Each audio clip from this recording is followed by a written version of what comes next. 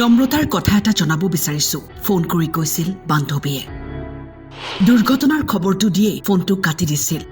নম্ৰতাই সেই নিশা মাতৃক ফোনত কৈছিল, পুৱা সোনকালে উঠিব লাগিব মা। কিন্তু আজি নম্ৰতাৰ তিলনি। আনক ন্যায় দিবলৈ অধিবক্তা হোৱাৰ সপোন দেখিছিল নম্ৰতাই, কিন্তু এতিয়া পিতৃ-মাতৃয়ে ন্যায় বিচাৰিছে কন্যাৰ বাবে। আজি কথা কোৱা মোৰ ধৈৰ্য নাই। আজি তৃতীয় দিন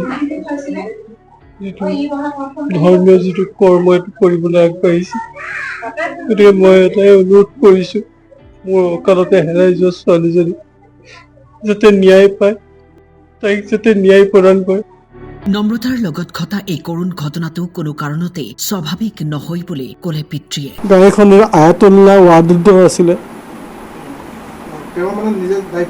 নিজে ড্ৰাইভ কৰি গৈছিলে। পিছত তেওঁ নিজে কৈ আহিলে যে মই নিজে ড্ৰাইভ কৰিছিলোঁ। প্ৰথমতে মিছা মাৰিছিল, বেলেগ এটা ড্ৰাইভাৰ বনাই লৈ গৈছিলে। এই গতিকে একো মইতো এই মুহূৰ্তত একো বাতৰি চোৱা বা হেৰি চোৱা মোৰ কোনো মানসিকতা নাই। মই একদম মাকৰ অৱস্থা চূড়ান্ত বেয়া হৈছে, মোৰতো অৱস্থা একদম বেয়া হৈছে। এজন পিতৃ হিচাপে আপুনি এই ঘটনাটো স্বাভাৱিক দুৰ্ঘটনা বুলি ভাবে নে হত্যাকাণ্ড পৰিকল্পিত? স্বাভাৱিক দুৰ্ঘটনা কোনো কাৰণতে নহয়। কাৰণ আৰু এটা আটাইতকৈ ডাঙৰ কথা, যিখন এক্সিডেণ্ট হৈছে গাড়ী, বাকী কেইজন আৰোহী ক'তো মাত্ৰ এটা খুঁত লগা নাই, অকণ মাখি চাৰ এটুকুৰা ছিগা নাই। কিন্তু নম্ৰতাৰ কিন্তু মূৰটোৰ পৰা ব্লিডিং হৈ মূৰত গভীৰ জখম হৈ মৃত্যুক সাৱটি ল'লে লগে লগে। গতিকে তাৰ পৰা কি প্ৰমাণ হয়?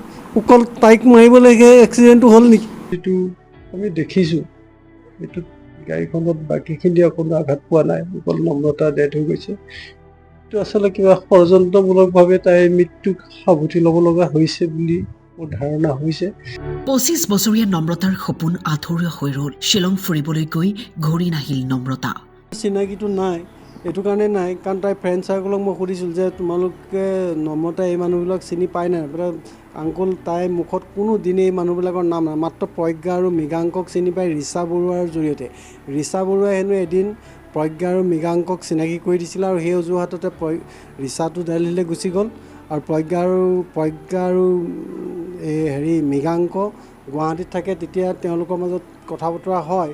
মৃগাংক বোলা ল'ৰাজনে কিবা বিজনেছ কৰে, প্ৰজ্ঞাই কি কৰে মই ইমান সঠিক নাজানো। আৰু এইখিনিতো এইটো কি আয়াতুল্লাহ নে কি, এইবোৰতো নাম টোটেলি তাইৰ মুখত আৰু কোনো দিনে তাই সেইটো নাই। তাই যিকেইটা ফ্ৰেণ্ড চাৰ্কলত যিখিনি আছে সেইখিনি আমি জানো। হ'বনে সমগ্ৰ ঘটনাৰ উচিত তদন্ত? কি হৈছিল শ্বিলং পথত নম্ৰতাৰ লগত? অসমৰ ৰাইজৰ সন্মুখলৈ ওলাই আহিবনে সত্যতা? ভৱিষ্যতে এগৰাকী অধিবক্তা হোৱাৰ সপোন দেখা নম্ৰতাৰ হঠাতেই সকলো শেষ হৈ গ'ল। News desk, time 8।